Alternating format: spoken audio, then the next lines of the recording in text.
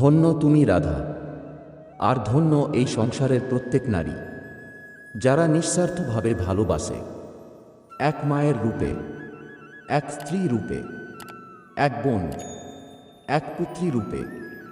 ধন্য আপনারা সকলে। আমাদের এই দিবস, এটা শুরু হয় সূর্য উদয়ের সাথে, জীবনের জন্মের সাথে।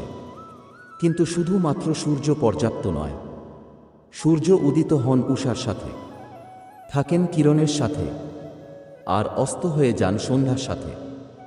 এই সংসারে যেই পুরুষ থাকুন না কেন, তারা জন্ম নেন মায়ের গর্ভ থেকে। তার জীবন অতিবাহিত হয় নিজের বোনের সাথে, আর অবশেষে তিনি পাশে পান একজন স্ত্রীকে, একজন পুত্রীকে। শরীরের যেমন আত্মাকে প্রয়োজন হয়, মনের যেমন চেতনার প্রয়োজন হয়, রোগের ঔষধের প্রয়োজন হয়, তেমন ভগবানের ও ভক্তির প্রয়োজন হয়। এই সংসারের প্রত্যেক পুরুষ নারীকে ছাড়া অপূর্ণই থাকবে।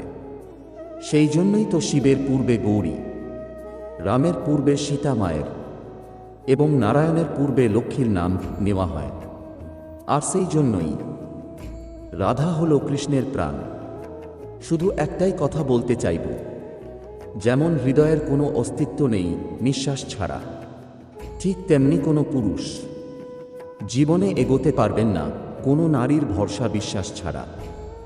আজ রাধার সাথে সাথে এই সংসারের প্রত্যেক নারীকে আমি মন থেকে প্রণাম জানাচ্ছি।